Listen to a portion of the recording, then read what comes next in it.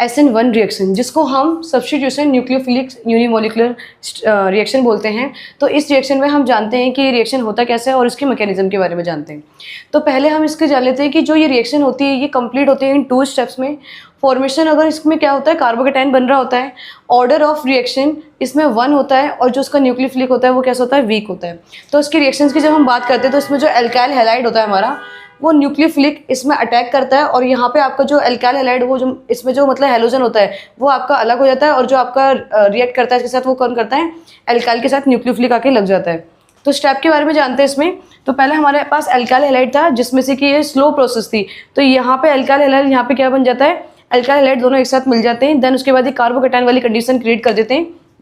ये कौन सी कंडीशन होती है, कार्बोकेटाइन वाली। तो इसमें क्या होता है, इसके पास पॉजिटिव होता है, इसके पास नेगेटिव होता है। सेकंड स्टेप में क्या होता है, हमारा न्यूक्लियोफिलिक आता है, जैसे OH हो गया या हाइड्रोकार्बोनिक वो हो गया। तो हमारे पास यहाँ पे क्या होगा, OH उसका आगे लग जाएगा। देन उसके बाद हमारा जो हैलोजन होगा वो रिप्लेस हो जाएगा और यहाँ पे आकर के हमारा न्यूक्लियोफिलिक उससे जुड़ जाएगा। तो अगर हम इसके मैकेनिज्म में जब हम इसकी बात करते हैं, हमें पता है कि जो हमारा कार्बन होता है वो कायरल कार्बन, भी आपने सुना होगा। कायरल कार्बन का मतलब होता है कि जब एक कार्बन की जो वैलेंसी होती है वो 4 होती है, पर अगर एक कार्बन पे 5 वैलेंसी आती है तो उसको हम बोलते हैं कायरल कार्बन। तो इट मीन्स कि जब हमारे कार्बन पर अगर न्यूक्लियोफिलिक अटैक करता है वो बोथ साइड से करता है। बोथ साइड से मतलब कि यहाँ पर स्टेप 1 में SN1 रिएक्शन में ये बोथ साइड से कर सकता है।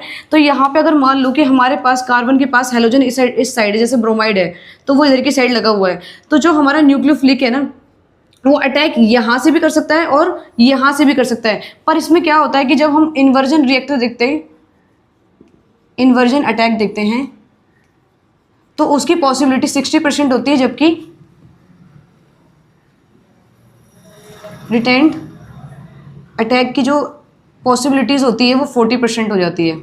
तो इसलिए ये जब भी अटैक करता है इसकी जो पॉसिबिलिटीज़ होती है वो बैक साइड से ज़्यादा अच्छे से होती है, क्योंकि यहाँ पर जो ये हमारा BR होता है वो अच्छे से मतलब कि यहाँ से पार्शियली ही दूर जाता है। तो इसीलिए यहाँ पर ये इसको यहाँ पे आने की मतलब बॉन्ड तोड़ करके यहाँ पे इसको लगने के चांसेस कम हो जाते हैं, इसीलिए ये यहाँ पे आकर के बैक साइड से अटैक करता है और ये ईजिली यहाँ पे अपना बॉन्ड अच्छे से क्रिएट कर सकता है। तो जैसे अगर हम यहाँ पे देखते हैं कि जो हमारे पास एल्काइल हैलाइड होता है इसमें न्यूक्लियोफिलिक आकर के लग जाता है और उसके बाद हमारा जो एल्काइल हैलाइड मतलब कि जो हमारा R होता है एल्काइल, उसके साथ न्यूक्लियोफिलिक आकर के लग जाता है और हमारा हैलोजन निकल जाता है। तो ये 2 स्टेप्स होते हैं, कैसे होते हैं, SN1 और SN2। तो SN1 में हमने क्या देखा था कि हमारे पास जो एल्काइल हैलाइड था वहाँ पे न्यूक्लियोफिलिक आकर के पहले स्टेप में हमारा कार्बोकेटाइन बनता है। देन दूसरे स्टेप में हमारे पास जो न्यूक्लियोफिलिक होता है वो यहाँ पे आकर के अटैक करता है और एल्काइल के साथ न्यूक्लियोफिलिक लग जाता है। तो ये होती है 2 स्टेप्स। पर यहाँ पर